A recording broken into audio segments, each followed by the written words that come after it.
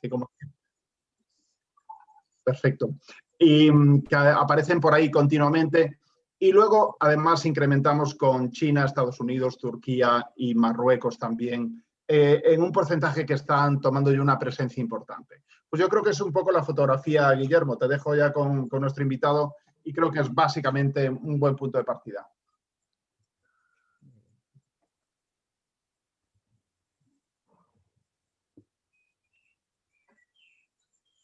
Guillermo, no se te oye. No te oímos, ¿no? No te oímos, Guillermo. Guillermo, estás muteado. Son los problemas técnicos que estábamos corrigiendo al principio de la sesión, discúlpenos los oyentes.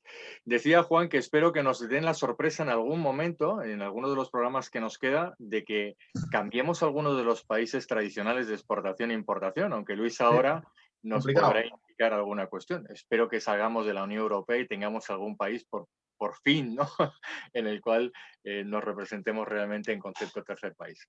Muy bien, Luis. Bueno, pues buenas tardes, como te habíamos dicho inicialmente. Me gustaría empezar contigo con algunas preguntas, por ejemplo, que nos dijeras a los oyentes cuánto tiempo ANAIP desarrollando, o sea, desde cuándo se crea ANAIP, si el objeto con el que se creó es el que se mantiene hoy en día, ha cambiado, se ha ido transformando en el tiempo, y si es una de las asociaciones donde podríamos decir que un alto porcentaje o a lo mejor casi la totalidad de las empresas que están vinculadas a ellas trabajan en el área de la internacionalización. Pues empezando por el final te diría que lamentablemente no todas las empresas están involucradas en el área o en el sector de la exportación. ANAIP se fundó en el año 1957, que parece una normalidad, cuando fue en 1977 cuando se crea la Ley de Libertad de Asociaciones, etcétera, etcétera, y es de donde parten la mayoría de las empresas. Nosotros nacimos en 1957, es decir, contamos con cerca de 65 años.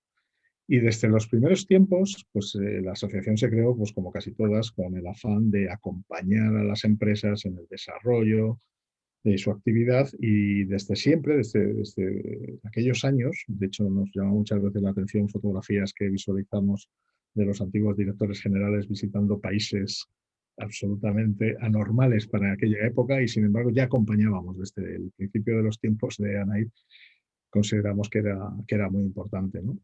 Luego, a partir de 1991, además, ANAIP es nombrada Asociación para el Fomento de la Exportación, y a través de la Secretaría de Comercio recibimos una pequeña subvención que nos obliga a hacer un plan sectorial anual para intentar ayudar a las empresas a fomentar la exportación, ¿no?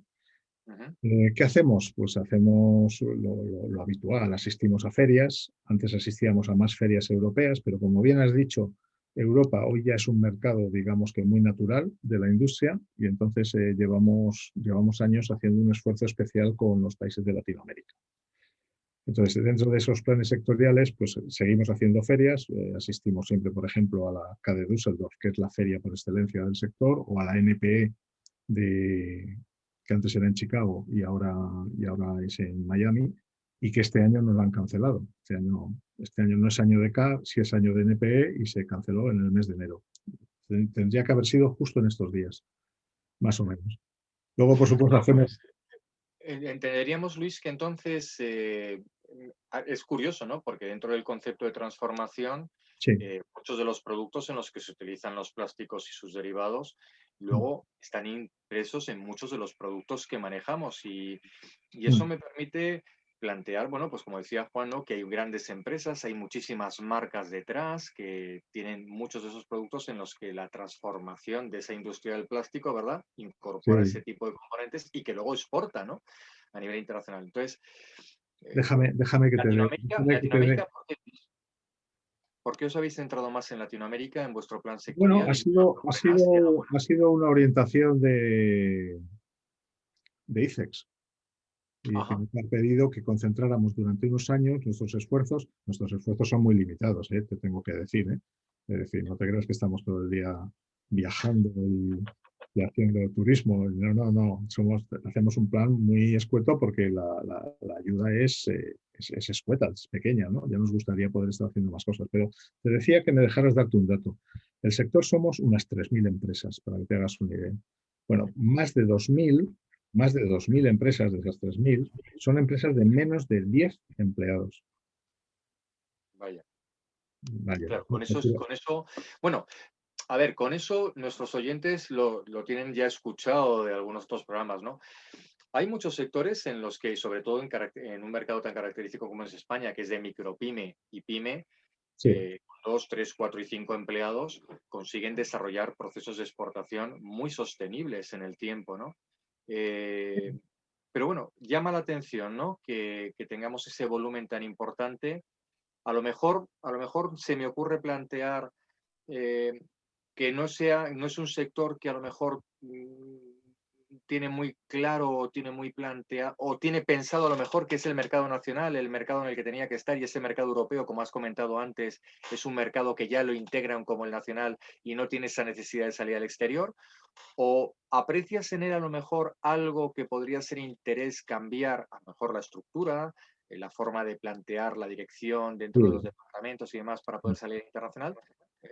¿Por dónde anda entonces?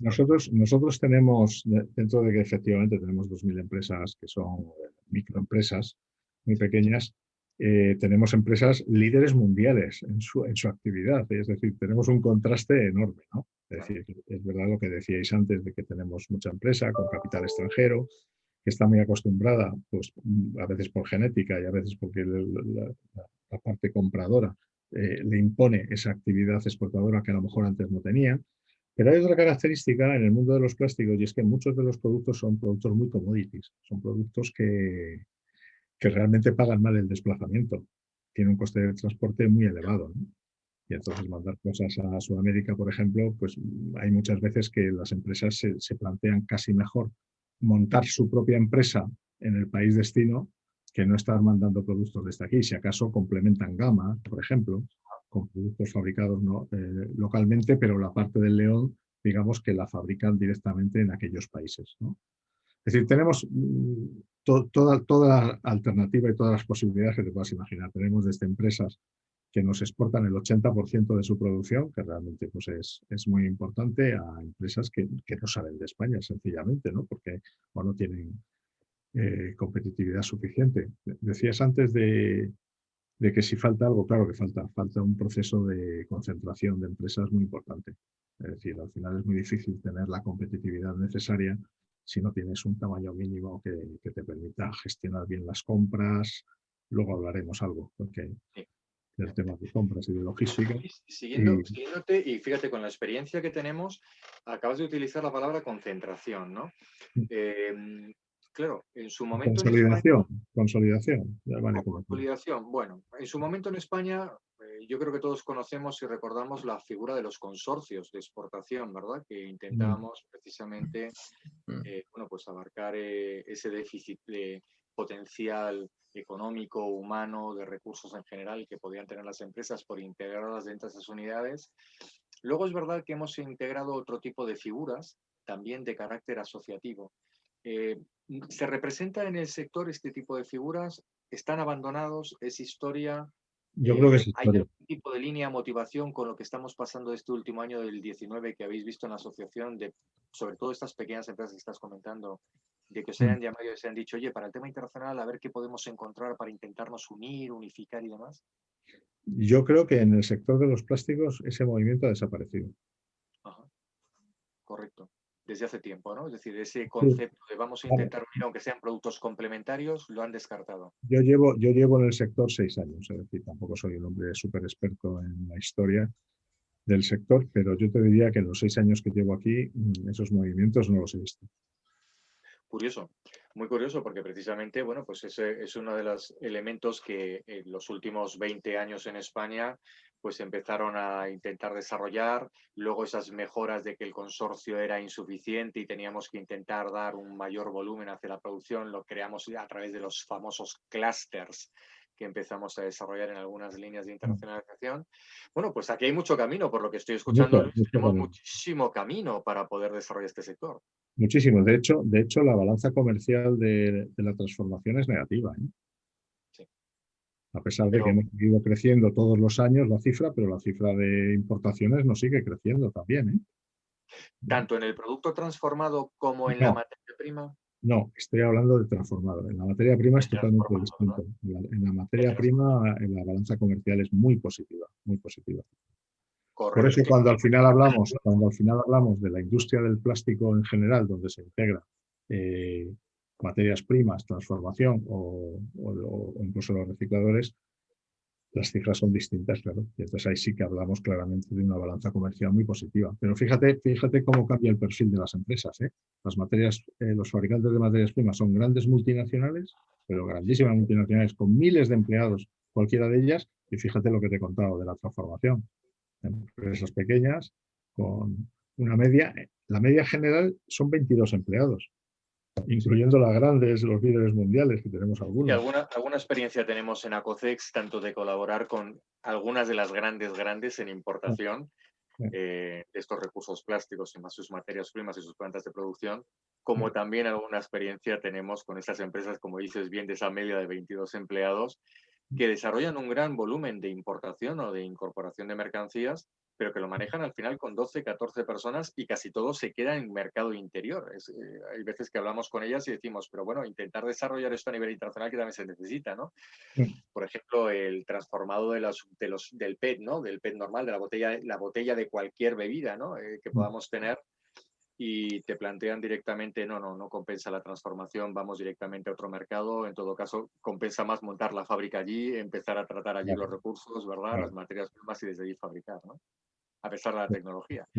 Eso me da pie, Luis, a plantear que a lo mejor en tu sector, si a lo mejor, como has comentado, porque los costes logísticos y aduaneros, y aquí sí que me gustaría enganchar con una de las preguntas que sí me interesan y nos interesan mucho a los oyentes, que es lo que llamamos el famoso coste de adaptación de los productos de un sector a un tercer mercado, ¿no? Con esto que se denominan las famosas barreras, ¿no? Cuando una empresa de este estilo se plantea y dice, bueno, tengo que salir a, imagínate, México, o tengo que ir a Colombia, ¿no? Tenemos unas normas internacionales, pero luego tenemos las normas propias, ¿no? Entonces, a lo mejor el concepto de este tipo de procesos o planteamientos de intentar desarrollar proyectos en destino, estos costes logísticos que no nos permiten estar en estos mercados, a lo mejor la gran acumulación de barreras nos debería llevar a plantearnos que a lo mejor es un sector donde la exportación no nos debe de llevar a trabajar con el producto terminado o semi-transformado, sino a lo mejor hacer proyectos de inversión o de colaboración en servicios. Totalmente de acuerdo. Yo creo que es el gran recorrido que tenemos, lo tenemos en ese campo. De hecho, antes me preguntabas qué hacíamos en Anaí por la exportación y hemos empezado hablando de las ferias, pero no te contaba, hacemos misiones comerciales, hacemos misiones técnicas y hacemos misiones de estudio. Y en este sentido, por ejemplo, hace muy poco tiempo pues hemos estado en Paraguay, en una misión de estudio, y volvimos con una información muy relevante. Nos pareció un país maravilloso para poder ir a fabricar. Es verdad que es un país pequeño, que no tiene un mercado enorme, pero alrededor de ese país existen cientos de millones de consumidores. Correcto. Entonces, tiene muchas facilidades, es un país con una población con una edad media muy baja, con buenas características de personal trabajador, implicado, que se compromete, con muchas facilidades para las empresas que quieran instalarse allí. Y nos pareció pues, una oportunidad que evidentemente dimos a conocer entre las empresas del sector, y yo creo que ha habido alguien que está en concreto fabricando algo allí, de la industria auxiliar del automóvil, porque alrededor hay empresas en Brasil, fundamentalmente hay mucha empresa fabricante de automóviles, ¿no? Y alguien acabó allí. Y como pues muchos otros casos. Es verdad que casi todas las empresas empiezan primero con una actividad en nuestro sector, empiezan con una actividad comercial que les permite conocer el mercado, fundamentalmente, ¿no? Y ver la adaptabilidad de sus productos a esos mercados destino, y empiezan a valorar pues, si tienen precios, si tienen competitividad, si pueden llegar o no pueden llegar, si fabricaran allí, cómo les sale la cosa, etcétera, etcétera. Pero yo diría que la gran mayoría empiezan siempre con una actividad comercial previa, con alguna persona abriendo mercado, o alguna oficina o delegación comercial, luego algún apoyo logístico de algún tipo, y hay multitud de alternativas para tener apoyos logísticos sin necesidad de tener tus propios almacenes ni nada por el estilo. Y al final muchas de ellas acaban montando sus empresas cuando las características del mercado, digamos, que se adaptan a sus requerimientos. Y en esta línea, Luis, y en esta línea, Anaí, ¿colabora, ayuda? Cuando, por ejemplo, imagínate que yo estoy dentro del sector con una empresa española que nos llama a la asociación, a COCEX o a Infebex o al Banco de Santander y nos dice, oye, necesitaríamos tener algún tipo de ayuda, algún tipo de prescriptor o algún analista que nos pudiera dar esa información sobre esas barreras, sobre esos límites que pueden marcar los mercados. Desde Anaí, sí, nosotros, en base a la experiencia ya que tenemos de muchos años haciendo cosas de estas, pues efectivamente tenemos muchos contactos, conocemos muchas empresas y les orientamos en el sentido ese de con quién pueden hablar, con quién pueden contactar, quién les puede solucionar una problemática determinada, etcétera, etcétera, efectivamente. Y luego tenemos las misiones comerciales. Las misiones comerciales es verdad que siempre las limitamos, siempre van limitadas por problemas de presupuesto y nos gustaría poder llevar muchas más empresas, pero tampoco te creas que tenemos una lista de espera, por entendernos, muy amplia para venir a las misiones. Yo creo que a la gente, es verdad que ahora, como te decía antes, nos hemos focalizado en estos últimos años en LATAM y hemos visitado varias veces pues, México, Colombia, Perú, Argentina, Paraguay. Argentina no. Y han venido varias veces, pues, pero llevamos siempre misiones de 8, 9, 10 empresas como mucho con agendas comerciales que preparamos a través de la oficina comercial de la propia embajada y la gente en general suele venir contenta. Pero claro, la exportación, y vosotros lo conocéis mucho mejor porque creo que sois mucho más expertos que nosotros en temas de exportación, no se trata de hacer un viaje y hacer un par de visitas. Eso no sirve absolutamente de nada. Hay que ser persistentes y hay que apostar. Hay que apostar. Y cuando apuestas por un mercado, sabes que te va a costar años conocerle. Así es. De hecho, uno de los elementos que intentamos cuidar siempre dentro de nuestro programa es ese hecho de que la exportación no es fácil. La exportación requiere una inversión de tiempo, requiere tener una serie de estructuras a su alrededor muy profesionalizadas, porque al final, si no, como bien decías antes, una misión comercial a una feria, sea de 8 o sea de 30 con lista de espera, al final la respuesta es me vengo y no he hecho nada. Vengo con expectativas, vengo con ilusión, pero al final se diluye en el tiempo. Sin embargo, cuando uno prepara y analiza esas barreras, por ejemplo, comentabas antes la experiencia de Paraguay, ¿no? Y dices, claro, Paraguay es un país pequeño, decías, ¿no? Pero tiene una cantidad de población, claro, pero es que Paraguay está en el Mercosur. Exacto. Y el Mercosur, con los acuerdos comerciales que tiene, las posibilidades, es decir, esa visión que tiene que tener la empresa española rodeada de esos profesionales, por ejemplo, la oficina comercial, pues obviamente es lo que normalmente suele dar un resultado. Si esto como siempre, si al final estás en el momento, con el producto, con el servicio, con el precio, con las condiciones idóneas para poder estar en ese mercado, ¿no? Luis, me gustaría preguntarte más cosas. Fíjate, me decías al principio que en vuestra colaboración que hacéis con ICEX, hacéis ese plan sectorial, ¿no? Y trabajáis, pues entiendo que mirando un poco esos mercados, aunque os haya orientado el ICEX y os intentar hacer el esfuerzo en Latinoamérica y demás, y hacéis esas misiones y hacéis esas ferias y demás.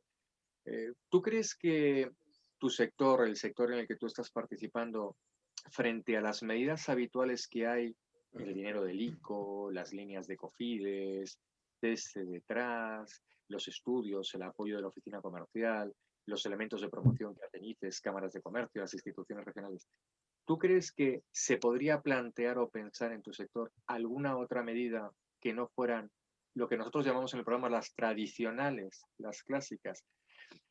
¿Se podrían buscar nuevas líneas, nuevos productos, nuevas formas de intentar alcanzar el mercado destino? Por ejemplo, apoyar a la inversión y apoyar a la comercialización de una de estas pequeñas empresas en el mercado. Bueno, yo creo que actuaciones de ese tipo yo creo que ya hacemos.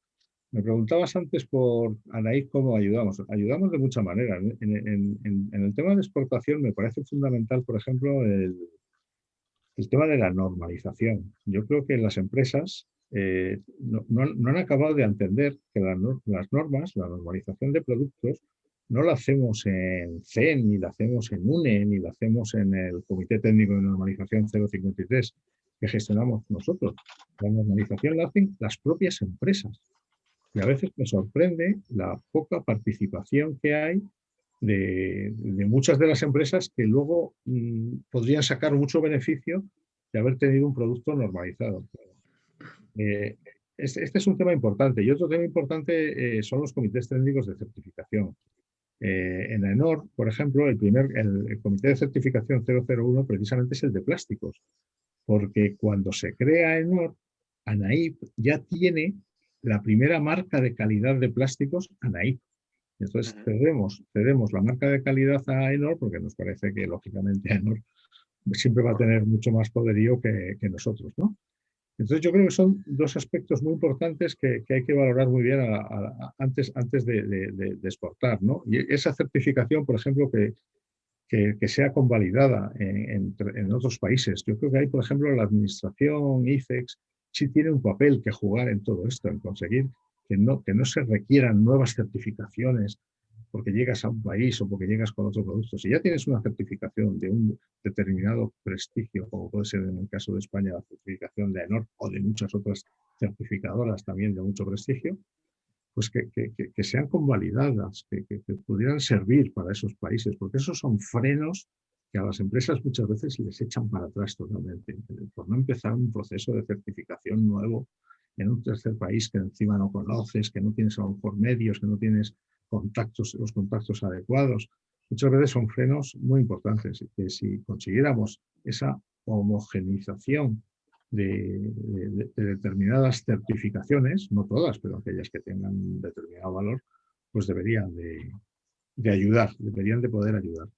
Y luego animar a las empresas a que participen en los comités de normalización, de verdad, ¿eh? Sí, sí. De hecho, Lo que estás comentando en estos últimos 2-3 minutitos que nos quedan de entrevista, se nos va el tiempo muy rápido. Siempre que estamos hablando de un sector es tan interesante y de repente lanzamos una pregunta y se abren muchas líneas para poder seguir desarrollando y trabajando, pero los tiempos son limitados en radio. Decías antes, claro, los comités de normalización y certificación o las normas que hay, ¿no? Lo planteamos al principio, estas barreras que, claro, las grandes no tienen mucho problema. Las grandes tienen sus equipos jurídicos, interpretan y analizan las normas, tienen el recurso económico, tardarán X tiempo, pero al final quedan normalizadas o certificadas. Claro, las pequeñas es que el coste en tiempo para poderse certificar y el coste económico. El coste económico y en recursos.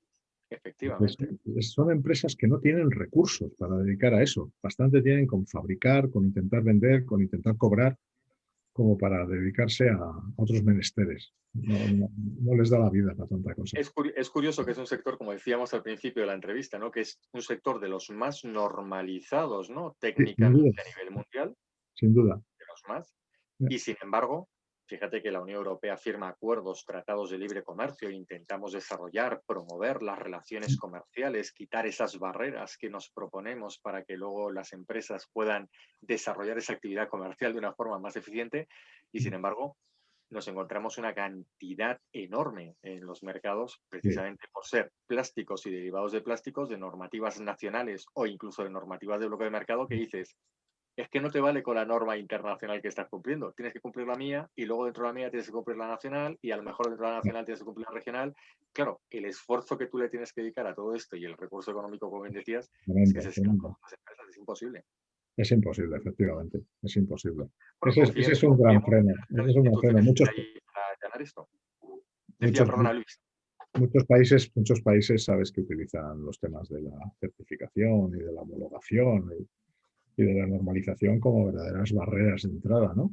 Saben que si no tuvieran esos frenos, pues probablemente su industria local sufriría más de lo que va a sufrir. Tarde o temprano lo van a sufrir exactamente igual, ¿no? Porque las barreras proteccionistas duran lo que duran, ¿no? Pero sí, es un freno. Hoy todavía es un freno. Pues Luis, lanzaremos un mensaje de ánimos, que aunque sean pequeñas empresas y les faltan recursos, seguro que con el trabajo y el apoyo que desarrollan ahí, con su plan sectorial que desarrolla, con el apoyo de las instituciones españolas en el exterior y sobre todo con esta inversión de tiempo que estáis desarrollando en Latinoamérica, pues nos lleve a que algunos se motiven, que vean que a lo mejor más que trabajar con ese producto tangible, colaborar en proyectos mixtos de fabricación o de desarrollo de tecnología o de reciclado, cualquiera de las variables que tienen en terceros Sí, países, hay muchas pues alternativas. con la experiencia que tenemos en España y la normativa europea que tenemos, pues seguramente tenemos muchos continentes en el mundo en el que podemos hacer muchas cosas, pero cambiando un poco ese perfil, ¿no? Así es, pues Luis, pues muchísimas gracias. Nos da hasta aquí. Teníamos más preguntas y nos hubiera encantado de verdad empezar a exprimirte, porque ni tan siquiera hemos empezado a exprimirte. Nos hemos empezado a conocer y hemos dado simplemente unas importantes pinceladas, ¿no? Yo me voy a quedar con ese mensaje de a ver si en este mundo tan internacionalizado y cada día más globalizado conseguimos que estas normas que se imponen tan estrictas luego nos lleven a que se normalicen, ¿no? Se homologuen en su proceso de otros países y haga que las empresas pues, puedan empezar a desarrollar y entren en esa competitividad sana, ¿no? El que pueda y el que desarrolle lo haga, pero que no sea el que me limite la norma. Eso es. Eso es. Pues Luis, director general de ANAIP, muchísimas gracias por estar en estos minutos con nosotros en el programa de Exportadores por el Mundo y confío y seguramente tendremos la oportunidad de volvernos a encontrar en este camino en breve. Muchísimas gracias. Luis. Muchísimas gracias. Buenas tardes. Muy bien, pues nada, empezamos y en segundos comenzamos con nuestro siguiente bloque, que son nuestras áreas del proceso de la internacionalización. Todos los servicios de la internacionalización a tu alcance en ACOCEX, la Asociación Española de Profesionales de Comercio Exterior. Más de 15 años repartidos en toda España y con servicios en todas las partes del mundo. ACOCEX, la mejor internacionalización en tus manos. 91 290 81 26 y acocex.es. Muy bien, pues nada, ya estamos en nuestra parte con nuestros profesionales acompañándonos y ahora vamos a desmenuzar el sector. Vamos a desmenuzarlo desde la experiencia que tenemos en Banco de Santander, en FEDEX, en ACOCEX y en nuestros profesionales que habitualmente nos acompañan de este sector, desde el que ya tenemos experiencia en acompañamientos, en gestión y en servicios de la actividad de comercio internacional. Y hoy pues vamos a empezar con la parte de marketing, si os parece. Dentro de las 5 patas que tenemos, vamos a ver si le damos esa parte. Así que, Juan Ramón, ¿qué hacemos con este sector? Fíjate lo que nos ha dicho Luis. ¿Cómo está? Luis, el audio.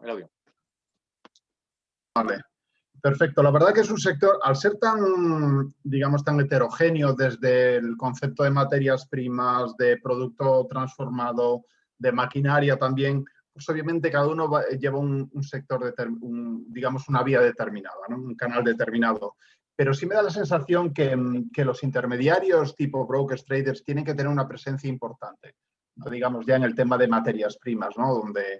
Donde suele darse con mucha frecuencia. Y luego para producto terminado sí puede haber a lo mejor más ese canal más tradicional de distribuidor. Pero me da la sensación de que es un sector donde grandes intermediarios tienen un peso específico respecto a otros sectores que, digamos, está más capilarizado, ¿no? Yo creo que esa es digamos, el resumen que podríamos hacer sobre canales de intermediación. En cuanto a comercialización, veíamos también, y yo creo que está algo subyacente, el concepto de marketing más en el sentido de promoción y difusión. Esa, por decirlo así, imagen digamos, no muy favorecida por medios de comunicación y por la administración también que tiene el sector del plástico, ¿no? Y ahí creo que hay que hacer un esfuerzo importante para promocionar y difundir un poco lo que es el plástico.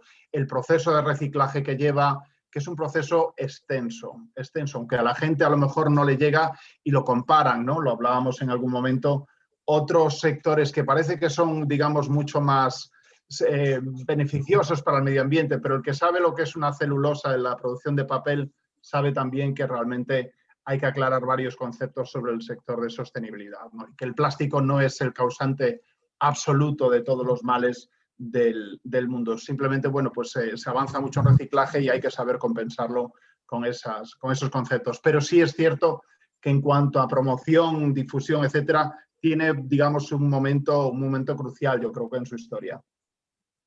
Fenomenal. Bueno, pues un sector en el que además con la experiencia que tenemos, ¿verdad, Juan? Un proyecto que a nivel de formas de acceso al mercado, casi, como decía también Luis, ¿no? Con estas grandes diferencias que tenemos en empresas, donde tenemos nichos de 3, 4, que son los que se comen en el mercado en cuanto a cuota, de los demás que estamos todos ahí dándonos codazos por intentar salir, Claro. son casi canales para las grandes, casi siempre son implantaciones, ¿no? Exacto. Es muy importante. Además que son grupos ya que tienen una experiencia bastante grande. Aunque a veces nos decía Luis antes que muchos de sus asociados, pues obviamente son empresas pequeñas que no tienen capacidad. De hecho, nosotros en nuestra experiencia, Guillermo, hemos tenido contacto con empresas del sector y nos hemos dado cuenta que no son esas grandes multinacionales que tienen un departamento extenso de marketing a nivel internacional, sino que son pymes que les cuesta mucho, que no quieren a lo mejor arriesgarse a hacer ciertas inversiones y es hasta cierto punto entendible. Pero sí nos encontramos con esa concentración en empresas, bueno, que depende si hablamos de producto terminado, si hablamos de maquinaria, etcétera, etcétera. Pero que está ahí. Obviamente es un sector donde el capital es importante. Fenomenal. Juan Gordón, logística y aduanas, ¿cómo se comporta ese sector? ¿Es un sector acostumbrado a trabajar regímenes especiales, por ejemplo, por el concepto de transformación que Luis nos integraba?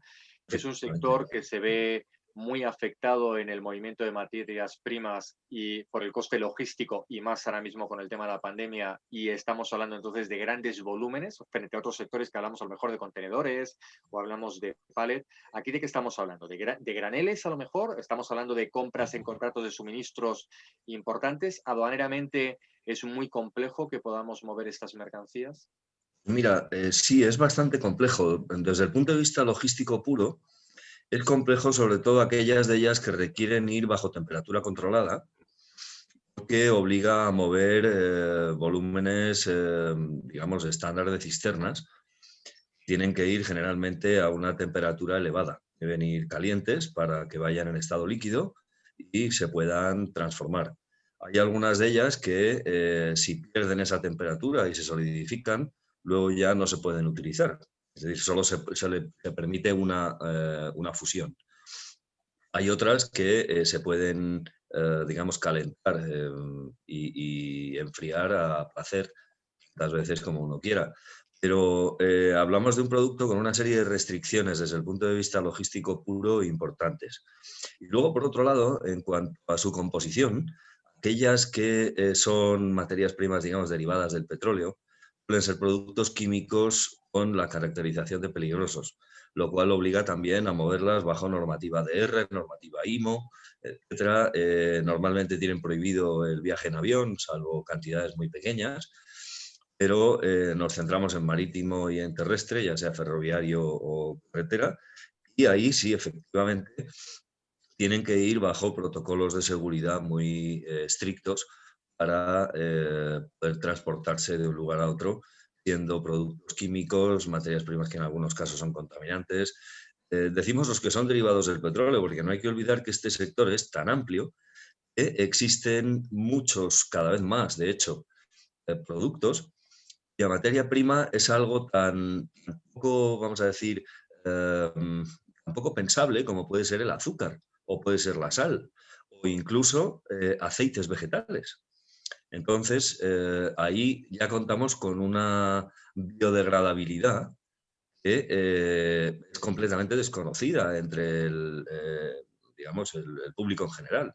Es uno de los factores que hacen que se denoste tanto esta industria, cuando en el fondo realmente contribuye de una manera muy importante a la reducción de la contaminación y, como nos decía Luis antes de empezar el programa, gracias a la industria en general del plástico, se reduce el consumo de petróleo, se reduce el consumo de combustibles y porque se aligera peso en vehículos, no solamente en coches, sino también en aviones y en otros modos de transporte. Y es una industria, digamos, con la que tenemos que estar cada vez más familiarizados. Hay que perderle el miedo y bueno, pues desde el punto de vista aduanero, sí es cierto que esa peligrosidad de los residuos o de los productos, digamos, químicos, hace que en el caso de la importación a la Unión Europea haya que tener especial atención a la normativa REACH y a la normativa de aquellos productos que van a estar luego en contacto con productos alimenticios. Es necesario comprobar que están incluidas dentro del índice de la norma que regula este sector. Hablamos de la norma 284/2011 o del reglamento 10/2011. Es necesario aportar para la importación en la Unión Europea una declaración de conformidad con el apéndice de estas dos normas, donde el producto importado pues, está dentro de ese índice y se permite la importación. Luego, es muy importante resaltar que, digamos, todo lo que sea, vamos a decir, plásticos de un solo uso, a partir de julio de 2021, de este año en el que estamos, va a estar prohibida su importación en la Unión Europea. Con lo cual, es algo que las industrias de transformación pues, tienen que valorar para ver de qué manera bueno, pues cambian de materia prima o sustituyen estos productos o se adaptan a esta nueva normativa. Pero bueno, en definitiva, con estar, digamos, de acuerdo con esta normativa REACH y con la European Food Safety Authority, la EFSA, es, digamos, es perfectamente importable. De hecho, Europa importa enormes volúmenes desde China, que es el primer productor mundial, como no podía ser de otra manera, con prácticamente un 30% del volumen total que se produce en el mundo, los 360 millones de toneladas que se han producido. Hablamos de producto transformado, no hablamos de maquinaria. Esa entiendo que de donde más se importa es de países como Alemania o incluso Estados Unidos. Pero es una industria que requiere... Muy interesante, ¿no? Aduanera y logísticamente. Sí, un sector que, bueno, pues también Luis nos lo había adelantado, ¿no? Con mucha barrera posterior a la aduana, que sin embargo tiene esos precontroles aduaneramente y que luego logísticamente pues es uno de los, bueno, pues es un sector de los que hacen galas las compañías de transporte cuando se les pide una cotización de transporte y te dicen, cuidado que nosotros estamos limitados porque no es un tráfico de los denominados claramente regulares, ¿verdad? Claro. Así. El capítulo 39 del CAU es restrictivo. Y luego, si es cierto con lo que decías tú de los regímenes aduaneros, el de perfeccionamiento activo es muy interesante y muy recomendable para todos aquellos importadores de materia prima o de productos semi-elaborados que vayan a terminar aquí, vayan a transformarlos en producto acabado y luego vayan a reexportar, dado que exportamos aproximadamente el 50% de nuestra producción. Mucha materia prima viene de fuera, por lo cual el régimen de perfeccionamiento activo es una, digamos, una opción muy sensata, junto con otro con el que bueno, habría que analizarlo más en profundidad y desde ACOCEX podemos ayudar a las empresas que estén interesadas en lo que se llama el destino final. Es un régimen que permite la exención o la reducción de los aranceles y de impuestos especiales siempre y cuando se vayan a destinar estas materias primas o estos productos a determinados usos, aplicaciones y, por supuesto, a la reexportación. Puede ser muy interesante también como régimen aduanero. Fenomenal, Luis. Juan, pues como siempre nos vamos, tenemos que, como para nuestros oyentes siempre decimos lo mismo, es que nos quedamos con muchísimas ganas de poderos contar muchísimo más, pero tenemos siempre un tiempo limitado. Así que vamos a pasar ya con Javier y me parece que aquí hay cosas muy interesantes en este sector. Decía Luis, empresas muy grandes del IBEX, algunas de ellas, ¿verdad, Javier? Dentro del sector del plástico y transformados menos, pero del sector del plástico creo que casi todas están en el IBEX. Y luego tenemos miles de empresas pequeñitas y demás, con lo cual entiendo que, a ver, servicios como los que tenéis vosotros en el Santander, el Trade que tenéis específicamente, o el Club que tenéis específicamente, productos como pueden ser el confirming, sobre todo para los pequeños, pueden ser muy interesantes. ¿Cómo se comporta este sector, Javier? Comento, en los últimos años, sobre todo en lo que es el sector para los envases y el canal Oreca, ¿vale? Han venido realizando bastantes inversiones en lo que son las fábricas en España y en los países de destino, como comentaban Juan Ramón y Luis en sus intervenciones, para adaptarse a la normativa, ¿no? Y a la regulación. Al final es un sector que está continuamente en necesidad de adaptarse. Entonces, lo que es la cadena de producción, pues necesitan inyectar dinero para modificar lo que es la cadena de producción continuamente, ¿no? Luego, hablando también con bastantes clientes, sobre todo de la parte que más conocemos, en mi caso, que es en la región de Murcia, es un sector que es muy sensible a la volatilidad del petróleo, del dólar, de precios, como puede ser también del papel.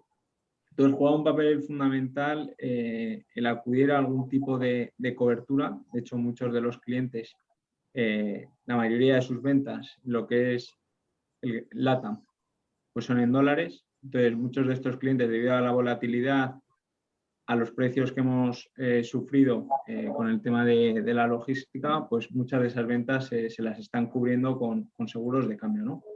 Luego, tercer punto que lo vimos contando en las últimas semanas es el tema del seguro al crédito a la exportación, ¿no? Que con todo el tema de la pandemia pues se está viendo reducido. Entonces, muchas de estas empresas, como sus proveedores en el extranjero, pues han visto reducidos los riesgos que les proporcionan sus agencias locales a nuestros clientes de España. Es decir, un cliente que quiere comprar a China, pues China, el proveedor chino acude a su agencia para asegurarse este cliente español, ¿vale? Pues como se ha visto reducido ese riesgo que le conceden desde China, productos como el confirming están jugando un papel bastante importante, sobre todo en Sudamérica y en Asia. ¿Por qué? Porque es una manera de tú pagar a tus proveedores, ellos se pueden asegurar el cobro siempre y cuando lo anticipen, se pueden anticipar ese cobro a tipos de intereses de la Unión Europea, no de Sudamérica y de Asia, y eso al final es una alternativa que tú estás dando a tus proveedores de Sudamérica y de Asia para que se anticipen tus cobros, se los aseguren y se los financien a tipos de intereses locales.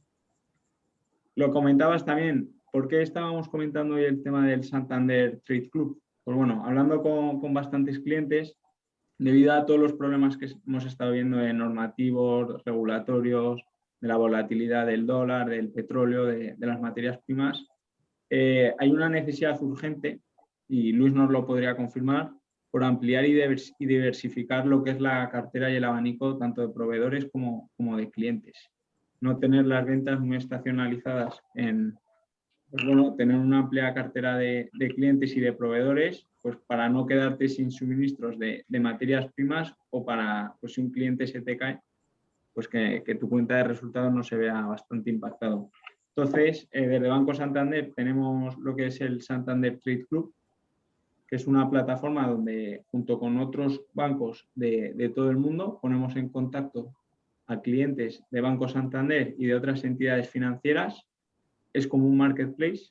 Al final tú creas tu ficha de empresa, tú creas el perfil de la empresa, dices en qué estás interesado en comprar o en vender, y en base a eso pues puedes empezar a mantener relaciones comerciales con clientes de Banco Santander de otras geografías y de otras entidades financieras. Como siempre decimos, es un primer filtro, porque cualquier cliente que esté en ese marketplace pues lo ha tenido que dar de alta un gestor de su entidad financiera, y por lo menos hay una identidad que ha sido verificada. ¿Vale?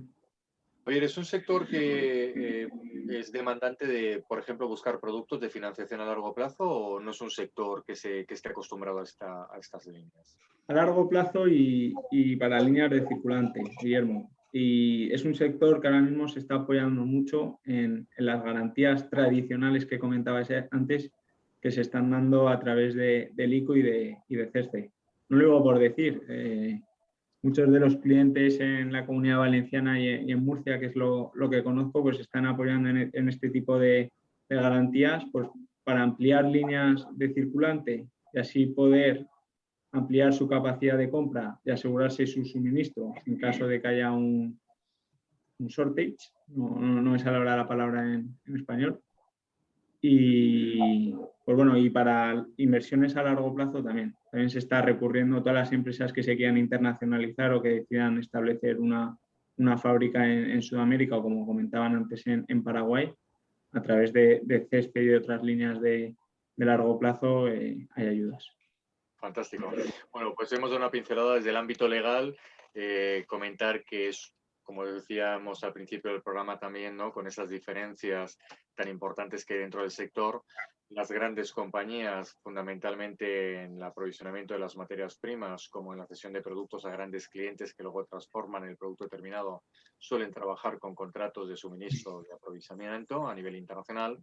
Y luego, pues las que, bueno, tienen cierta experiencia, suelen trabajar vinculadas a los contratos internacionales de compraventa, bien de los modelos de IPC o de Naciones Unidas, recurriendo casi siempre a los clásicos elementos de resolución de conflicto, que pueden ser los tribunales ordinarios, vinculados obviamente a resoluciones desde el punto de vista legal, o a las cortes de arbitraje que tenemos repartidas y que desarrollan y resuelven a través de los árbitros que tienen vinculadas a ellas diferentes estructuras que sabéis que en Latinoamérica y en España pues tienen diferencias importantes en cuanto a quiénes son los que otorgan ese tipo de servicios. Muy bien, pues hasta aquí de momento nuestras 5 áreas del comercio exterior vinculadas al sector del plástico, y en los minutos que nos quedan, como siempre, ya corriendo, nos vamos hacia nuestra última parte del programa con ACOCEC Responde. Muchas gracias a nuestros contertulios que han estado con nosotros en esta parte y nos quedamos contigo, Juan. Así que al quedarnos contigo vamos a entrar a resolver esas preguntas que nos entran, bueno, pues a lo largo de toda la semana, de diferentes empresas, personas, emprendedores, y que, bueno, pues que buscan esa respuesta, ¿no? Muchas veces sencilla, ¿no? Y que no es tan sencilla. Así que vamos con la primera, Juan. Nos pregunta Carmen. Dice, necesita aclarar una duda. Bueno, esto en este caso no es una pregunta, es una duda más importante para nosotros. Dice, si compro FOB puerto de origen en México, ¿desde qué momento soy responsable del producto a efecto de transferencia de la propiedad, riesgos y derechos? Bueno, pregunta compleja donde las haya sobre los Incoterms y sobre todo con poca información sobre el producto. Pero bueno, si nos ceñimos a la propia definición que da del término la versión 2020 de los Incoterms, porque es importante, aquí no destaca o no menciona a qué edición se refiere, en la edición 2020 el comprador se responsabiliza, es decir, se le transfiere los riesgos y derechos sobre la mercancía, pero no la propiedad, desde el momento en que queda debidamente cargada y estibada a bordo del buque. Bien. Ahora bien, hay que tener en cuenta que la versión 2020 de Incoterms precisamente establece un supuesto de falta de entrega por parte del vendedor, es que, dado que es el comprador quien tiene que contratar el transporte, si ese transporte no llega, se retrasa, tiene lo que llamamos ahora las navieras, los blank sailings, o cualquier dificultad que haga que no se pueda cargar en plazo, y el vendedor ha cumplido depositando la mercancía en el puerto en la fecha convenida, por retraso es imputable al comprador, con lo cual siempre que hablemos de transporte multimodal es altamente recomendable acudir al término FCA como sustitutivo del FOB. De todas formas, en ACOCEC siempre estamos abiertos a dar respuesta a este tipo de cuestiones de una manera, digamos, más extensa y más detallada. Muy bien, vamos con la segunda, Juan. Dice Alma, le indica a su despachante de aduanas que para poder hacer una exportación tiene que enviarle un documento llamado autorización de despacho. ¿Podrían orientarme qué es este documento y cómo se hace? Claro, tenemos que entender que Alma no ha exportado nunca. No ha exportado nunca, efectivamente. Bueno, pues este documento es el que se rellena por, digamos, la primera vez que uno acude a un representante aduanero, ya sea un operador logístico, un forwarder o una persona física. Es necesario que la aduana tenga constancia de que el CIF o la empresa exportadora o importadora, en este caso, digamos, ha depositado su confianza o ha designado como representante a esa empresa, es quien tiene el poder de interlocución ante la aduana.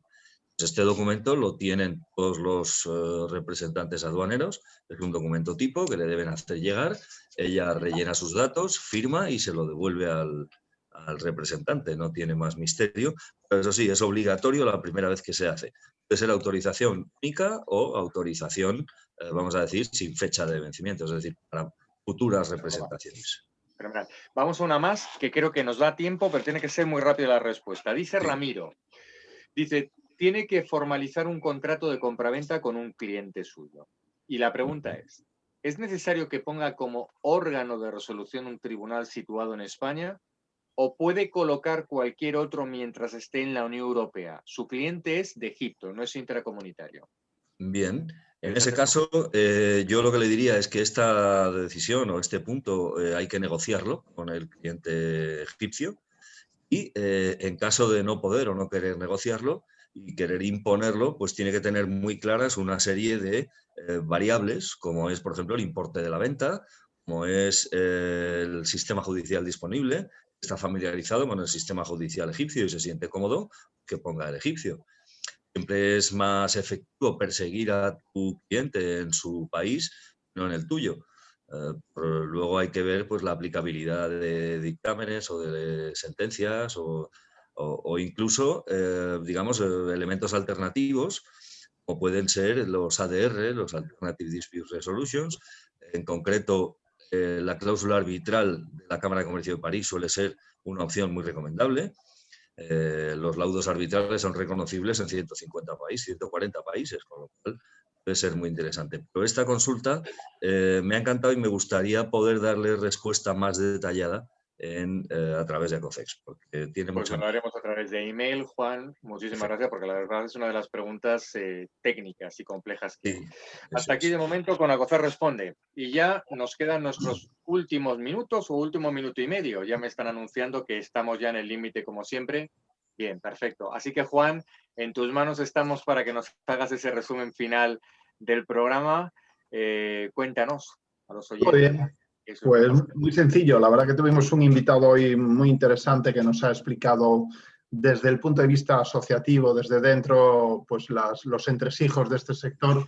Vemos que es un sector heterogéneo, que, bueno, eso tiene sus elementos positivos y negativos también, que tiene una importancia crucial, o por lo menos relevante dentro del sector exportador español, y que está en una situación también de adaptación o una situación de sostenibilidad. Así que eso, bueno, pues va a haber que hacer un esfuerzo en explicarlo perfectamente en los próximos años, ¿no? Pero yo creo que tiene futuro y va a estar ahí trabajando con el resto de sectores. Yo creo que esa es una pequeña fotografía, además de nuestras secciones habituales de comercialización, marketing, logística, aduanas, financiero, etcétera, etcétera. Fenomenal, fantástico, pues muy bien. Bueno, pues hasta aquí nos ha dado de hoy el programa de Exportadores por el Mundo con este sector del plástico y con los transformados del sector del plástico. Muchísimas gracias, como siempre, a vosotros que estáis ahí y hacéis posible el programa. Gracias a nuestro invitado, a Luis Cediel, director general de ANAIP, que ha tenido a bien estar con nosotros un ratito y contarnos, bueno, pues cómo se comporta ese sector. Ya hemos tenido ahí cuestiones muy interesantes que, sobre todo aquellos que trabajáis en el sector de la consultoría, pues eso nos hemos quedado yo creo que todos escuchando que hay mucha pyme y mucha pyme que no consigue exportar porque le faltan recursos, con lo cual hay un mercado muy interesante que podemos intentar ayudar. Muchísimas gracias como siempre a nuestros patrocinadores, a Infebex, la Federación Nacional Internacional de Negocios, a través de Juan Ramón Suárez Terol, que tenemos la gran fortuna de poderle tener aquí. Así que, Juan, muchísimas gracias por estar con nosotros esta tarde. Gracias. Gracias también a la Asociación Española de Profesionales de Comercio Exterior, a ACOFEX, representada esta tarde, como casi todas las tardes, por Juan Gordon, y muchas gracias por tu participación, Juan. Encantado y gracias por contar conmigo. Y muchísimas gracias, como siempre, a nuestro principal patrocinador, Banco de Santander, y gracias a su colaboración con Javier Serrano, Santander, con todos sus programas, sus proyectos internacionales. Y Javier, te voy a dejar que cierres a ti, pero quiero que cierres hoy volviéndonos a contar en unos segundos una de las principales ventajas del Santander Trade Club, y no necesariamente para este sector. Que tienes una red potencial de 12.000 socios. Casi de nada. todos los sectores. Casi verificados. Y que son clientes de otras de primeras entidades financieras en todos los países. espectacular, ¿no? Simplemente nuestros oyentes, me imagino que han escuchado la cifra, 12.000 empresas testadas que la entidad financiera y Banco de Santander, con Santander Trade Club, nos da esa tranquilidad para poder afrontar, no solamente con sus productos y servicios, sino a través de esos elementos que ya ha hecho ese filtro, como bien decía Javier, nos da esa tranquilidad de poder iniciar nuestros contactos. Javier, como siempre, muchísimas gracias a ti por estar esta tarde. Muchas gracias a vosotros. Y hasta aquí hemos llegado. Muchísimas gracias a todos. Buenas tardes y si todo va bien, el próximo lunes volveremos a estar con vosotros a las 5 de la tarde en Exportadores con el Mundo con un nuevo sector. Gracias. Muchas gracias, Guillermo. Buenas tardes. Activa Radio RG.